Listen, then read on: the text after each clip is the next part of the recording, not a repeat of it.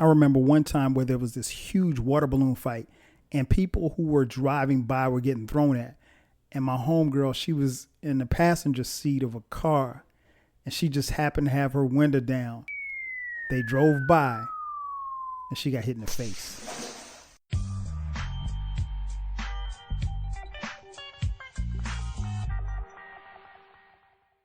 Ladies and gentlemen, thank you for listening.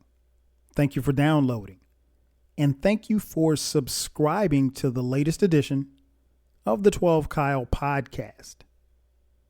I'm 12 Kyle. Check this out. On this podcast, I'm going to take it back a little bit. Today, I logged on to Twitter, and I don't spend as much time on Twitter as I used to in the past. But anyway, I logged on to Twitter, and the first tweet that I saw, I can't remember who sent the tweet, but one of my followers tweeted something about checking into their college dorm for the first time. They talked about, whatever the name of the dorm was and, their experience there and what the dorm was known for. And it got me to thinking. I was like, you know what? That might not be a bad idea to talk about on the podcast.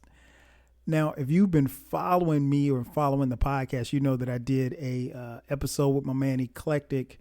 Actually, it's a 2-part episode on our college days that appears on the Eclectic Discussion podcast. So that's E's podcast. But I know you heard it because you listen to what we do. I was one, man. And it's funny because they used to call Kyle the Miak Mac back in the day. You gotta get your groove on.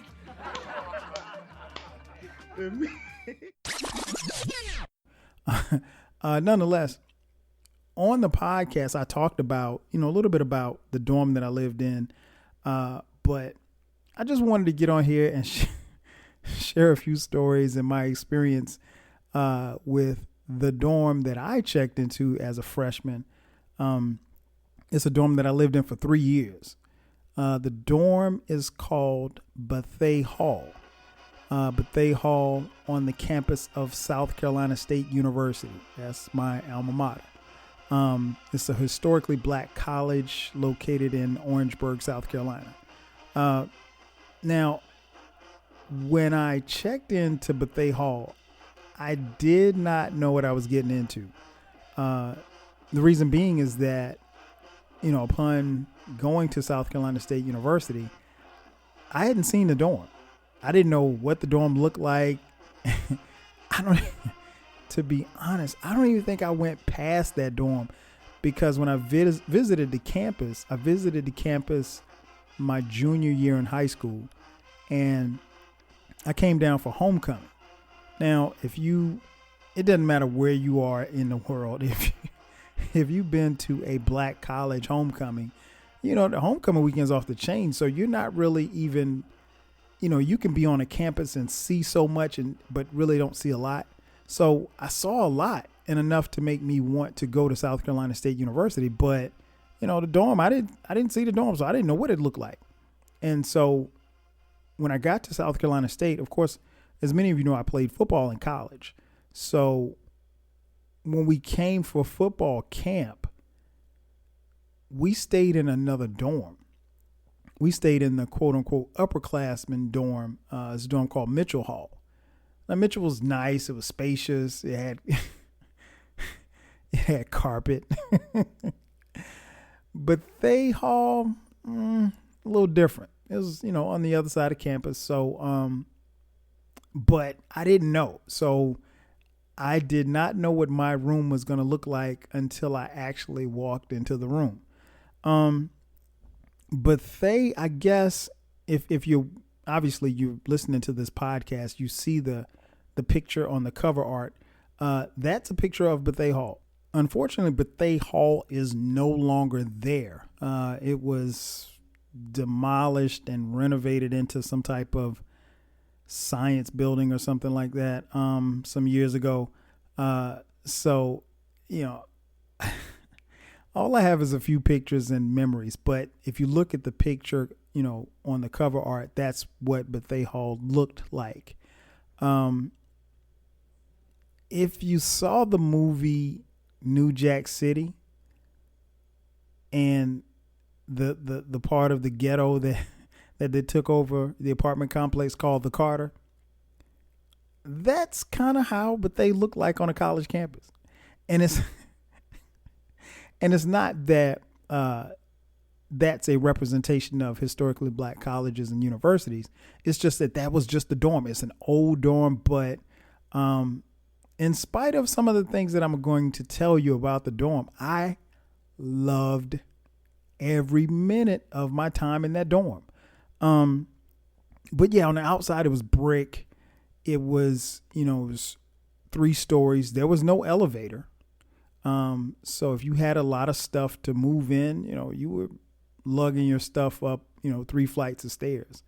And I want to say every other boys' dorm on campus had an elevator with the exception of Bethea. And so on the outside, it looked really, really rough. But it had its it had its own sentimental value, if you will. My freshman year, I lived on the 3rd floor. My second year, I lived on the 2nd floor. And then my 3rd year, I was back on the 3rd floor. The 3rd floor on the left side of the dorm, if you're on the right side of the dorm, if you're standing facing the dorm, was the football wing. So that's where all of my teammates were, mostly on the 3rd floor, facing the courtyard. And the dorm, inside the dorm, was pretty interesting. You walk in, the first thing you notice is that it's not that big, which is, pretty typical for a college dorm room, but it was mad small.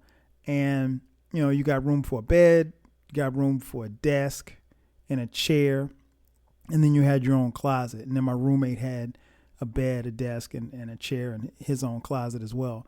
And a drawer. You have a drawer space and everything like that. But relatively speaking, especially when I think back to what I had in Mitchell Hall when we were there for camp, but they didn't really have a lot. It was about half the size of the room in Mitchell. But again, there was no carpet, just a cold tile floor. The walls were brick. What else? Can't forget, we shared a community shower. Now, for me, that was very tough because I'm not used to taking I wasn't used to taking showers with other people. And I never really got used to that idea. But yeah, it was interesting to say the least. So obviously you have a community shower, so you have a community bathroom as well. So I mean, there's no bathroom in your room, so you have to, when you got to go do your business, you got to, kind of sit amongst the people. Of course, there were stalls, but still, I mean, who wants to, handle their business, when somebody's a stall over handling their business? But, hey, it is what it is. Also, there was no cable. No cable whatsoever. I did not know this moving into the dorm. So, of course, I enrolled in 1991, so there's no Sunday ticket. There's no Netflix. There's no streaming service. So you basically had 3 channels on your little TV: ABC, NBC, and CBS. And maybe if you had a nice antenna, maybe you could catch Fox. But that was it. So, it was slim pickings when it came to TV. But I mean, it was the 90s. We were outside, so nobody cared about TV anyway. So whatever. I think probably one of the best ways that I could describe Bethea Hall, it was, and I've heard this said before, it was like Animal House, like the movie Animal House. Like anything went down in Bethea Hall. In and around Bethea Hall, something was going down. One of the things that I loved about Bethea was that, again, it was the 90s. So there was always music being played. I mean, whatever the hot joints were that were out, it was being played. So it didn't matter if it was Nas. It didn't matter if it was Wu-Tang. It didn't matter if it was Biggie. It didn't matter if it was Outkast. Whatever, 8-Ball, MJG. Whatever that was banging across, the nation or whatever the case may be, it was banging on our campus. So the cool part about being at South Carolina State was that we had a cross section of people from all across the country, black kids from all across the country. So you got a really good mix of whatever the kids that they were listening to from back home, they were bringing that to school. So if you got kids from D.C., they were bringing go-go. If you had kids from up north, from New York, they were bringing their music. We had a lot of kids from Miami. A lot of my teammates were from Miami. A lot of teammates were from Florida. They were bringing that Miami bass sound. So it was really it was a plethora of music, and I really enjoyed that part of it because I got exposed to a lot of music, and you would hear a lot of music in the dorm. Another cool thing about being in Bethea was that you could go downstairs into the lobby, and at the front desk, they would put up a list each day. And if your name was on the list, you got mail. Funny concept, but yeah, you could actually get mail. And for those of you listening that are laughing, I really mean mail, like from the postal service, because people had to write letters. Because at this time, there was no internet. There was no means of communication. You could call somebody, but a phone call actually costs. Like, it was long distance. See, like most of you have no concept of not long distance phone calls because, long distance is built into your cell phone. So you're not even charged for long distance phone calls. But back then you were. So I remember, being away from home and, writing a letter to my mom, or my mom writing me a letter, or, my friends at different schools would write letters. And so no, there was no email. And it's funny, I remember right before I left, this was right around the time I think I graduated in 96.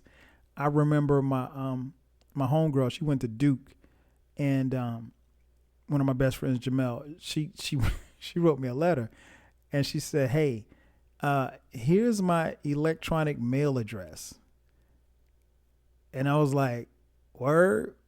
What am I supposed to do with this?" I was like, "Is that something new at Duke? Because I don't have an electronic mail address here. You can just you can put a stamp on that joint and send it to me." But yeah, I didn't have email, so email came, I guess, maybe like the year after I left or something like that. But yeah, getting mail was always fun because if someone sent you a letter, you would in return write them another letter back. So if your girlfriend back home sent you a letter, you would write her a letter back. Or if your boys sent you a letter, you write them. So it was always cool getting mail. I thought that was always like one of the highlights of the day when you would go downstairs, or if the mail was sitting there, someone from the front desk would call you and say, "Hey, you got some mail downstairs." Or if your mom sent you a care package with some cookies and stuff like that, that was always dope. Also, another fun thing in Bethea Hall was washing clothes. I didn't really know how to wash clothes until I got to college. But what was always interesting was there was a laundry facility on the first floor. It didn't matter when you washed your clothes. There was always somebody in there who didn't know how to wash clothes. And I'll never forget this one dude, man. For some reason, he had his white clothes in the washing machine, and he was just like, he went upstairs and he forgot to add like his favorite shirt, and his favorite shirt was a red shirt. And I'll never forget, he just threw the red he threw that red shirt in with the white clothes, and he put bleach in it. Man, he destroyed everything that was in there. And all I could do is laugh. I mean, like it was too late for me to tell him not to do it. He'd already done it.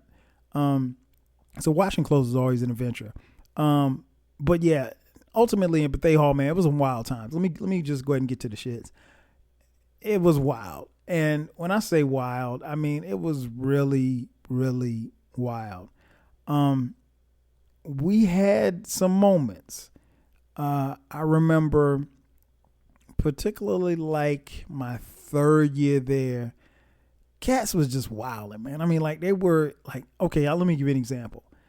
Like the weekend would come and dudes would really like have all kind of trash and stuff in their rooms, or maybe they might order some pizza or something like that. And instead of, bagging up the trash and taking the trash outside, they would literally take their trash and sit it outside their door for the custodians or whatever to come clean it up on Sunday or Monday. And I was like, yo, that is so trifling. Like, it's nothing for you to take your trash and walk outside and put it in the dumpster. But they would literally just leave their trash outside in front of their door. And, there was somebody that would come through and clean and, I guess they would pick it up. But still, I'm like, I'm not leaving my trash, for somebody else to get. On the weekends, particularly if it was a wild weekend,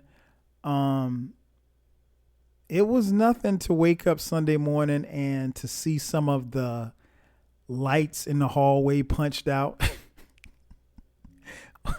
or to see tiles in the ceiling punched out because somebody got drunk and overzealous. It was, I'll never forget, we had a dorm meeting. And our dorm director was a guy by the name of Mr. Williams, older gentleman. He was, and he may no longer be with us. So what this story I'm about to tell you, I say it in all due respect, because I had a lot of respect for the man. He was well versed, very well spoken. He had a very, deep baritone voice, and he spoke, and enunciated his words, and he was so clear. And we had a dorm meeting, and he was speaking to the dorm. He said, "I don't understand you cats. I don't understand what kind of man would piss in a bottle and leave it outside of his door for the next man to clean it up. You should be ashamed of yourselves. This is an embarrassment to yourselves and your parents." He was saying it, but he was hot. Man, I wish he was still around. So that was like one of my funniest moments, because it was a funny moment, but he was dead serious and you couldn't laugh. It was one of those situations where you're being scolded, but you couldn't laugh. And he was like, he just kept saying, "What kind of man would piss in a bottle and leave it for the next man to clean it up? What is wrong with you?" He made good sense. I mean, like, come on, man. I mean, like, who would pee in a beer bottle and leave it outside for somebody to pick it up? But yeah, it was so trifling, man. The dudes was living mad foul in the dorm, man. It was just crazy. The weekends would be, particularly after home football games or home basketball games, it would be crazy. But that was Bethea. I mean, that was Bethea. One of the things that I really, really enjoyed about Bethea was that Bethea Hall sat in the middle of the campus, right? So the way South Carolina State is situated, you pretty much had to walk past Bethea because the English building was probably about 50 yards away, and then our gym was further down the street. So, and they're all on the same side. So there was no way that you could.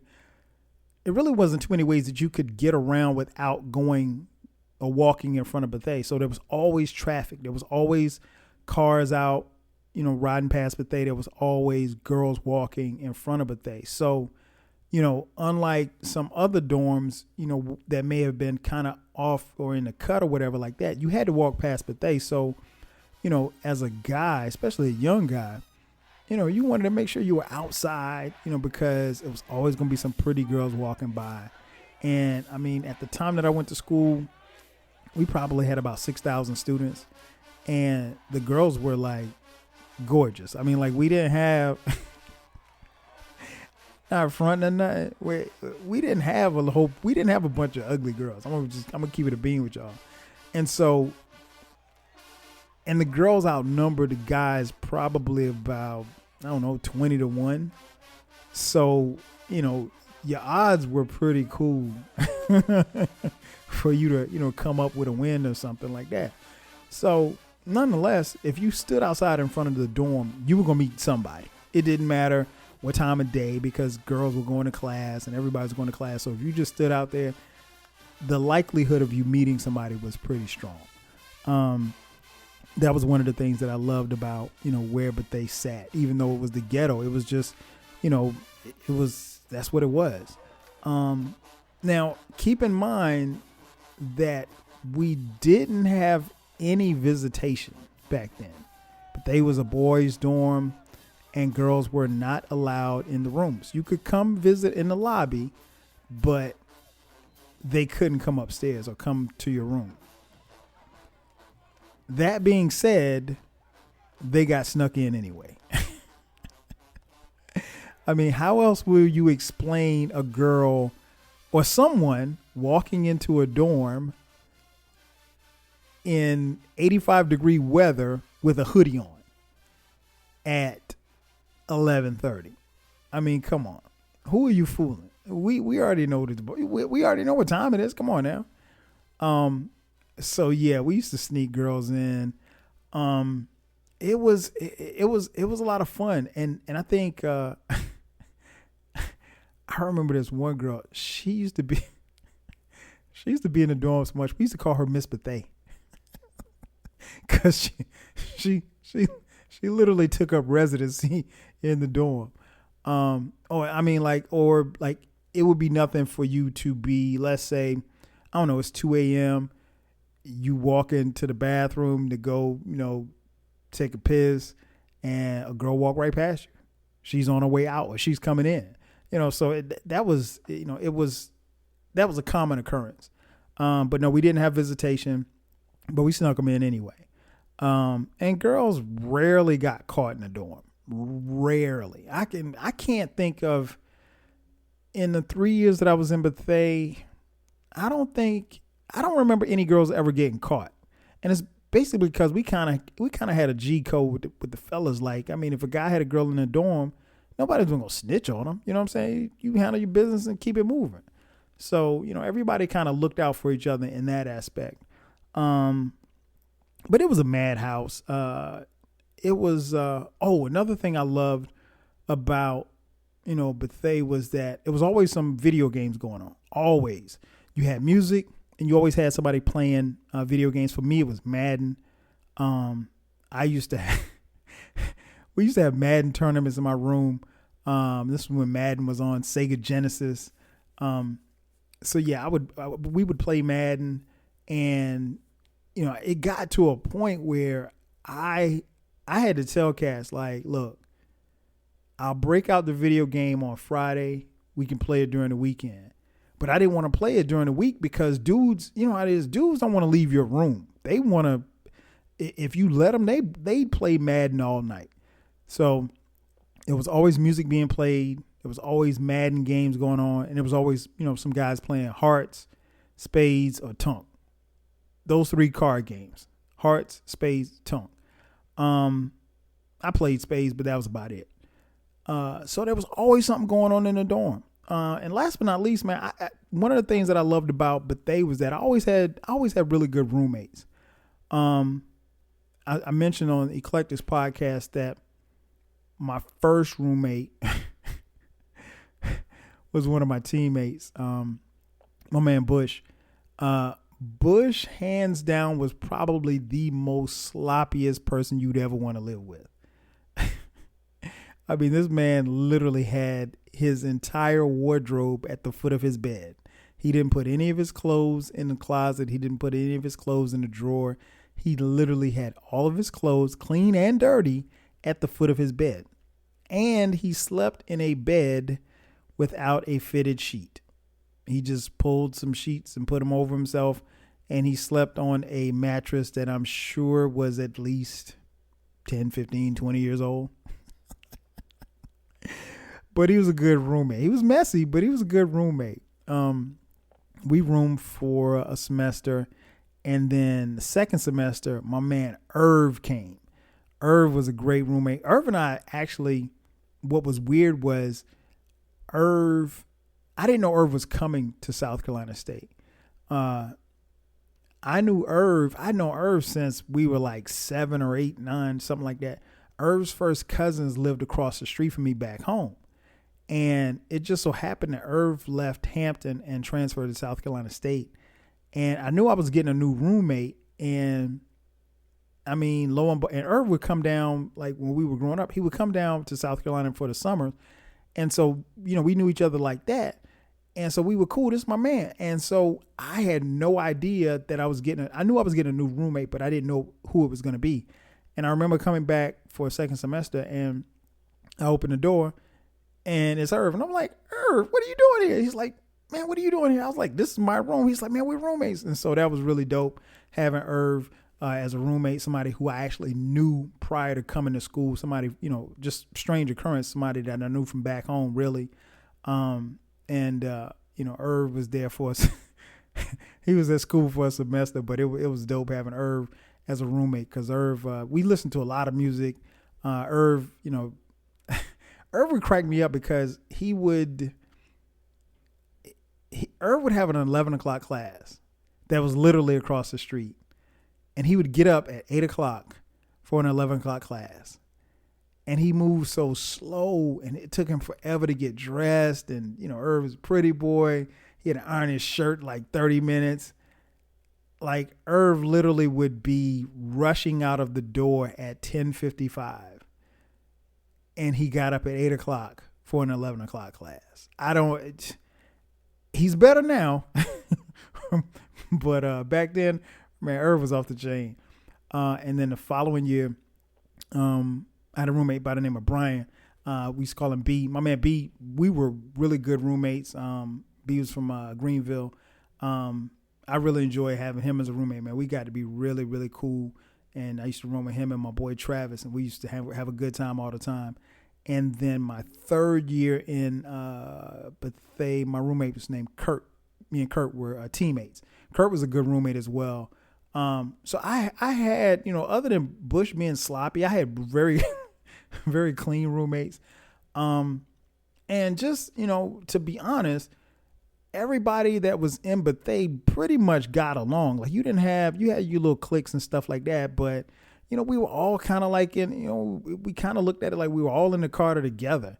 And, I spent a lot of time, obviously, with my teammates and everything like that. But, even the year that I lived with me and B were roommates, I wasn't on the football wing. I was actually on the other side of Bethea. So I got a chance to be around other, guys and everything like that. But for the most part, man, everybody that was in Bethea got along, man. We were in the same struggle. And as I mentioned, and I think I mentioned this at the beginning of the podcast, but Bethea Hall is no longer there.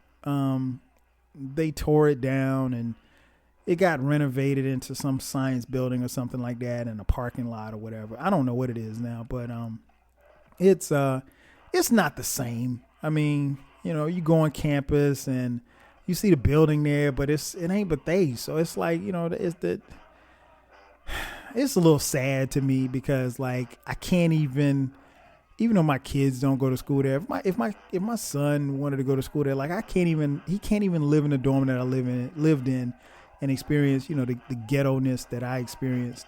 And one other funny thing about Bethea Hall was that if you stood outside, on the sidewalk, there was this, I don't know if something happened, whether it was construction or whatever, but there was this huge crack in the sidewalk. directly in front of the dorm, closer to my end of the dorm. And if you didn't know that the crack was there because it was very subtle, you would trip over the crack. And it never failed. Every single day, you could be standing outside and standing right in front of that crack, or standing to the left or to the right of it, and somebody would trip over that crack. So it was always a funny thing for us to see, because girls, guys, most people, if you're walking in a class, you're not paying attention, but almost everybody. And if you don't believe me, ask someone that went to South Carolina State, did they ever trip over that crack in front of Bethea Hall? And woman and man, they'll probably admit that they did, because everybody does. At least everybody used to before they tore it down. Ladies and gentlemen, thank you for allowing me to share with you some funny and crazy memories of a place near and dear to my heart, Bethea Hall. Shout out to everybody who lived in Bethea Hall. Shout out to all alums of the great South Carolina State University. That's going to do it for me. Thanks again for checking out the latest edition of the 12 Kyle podcast. I'm your boy, 12 Kyle. I'll catch you guys next time. 5,000.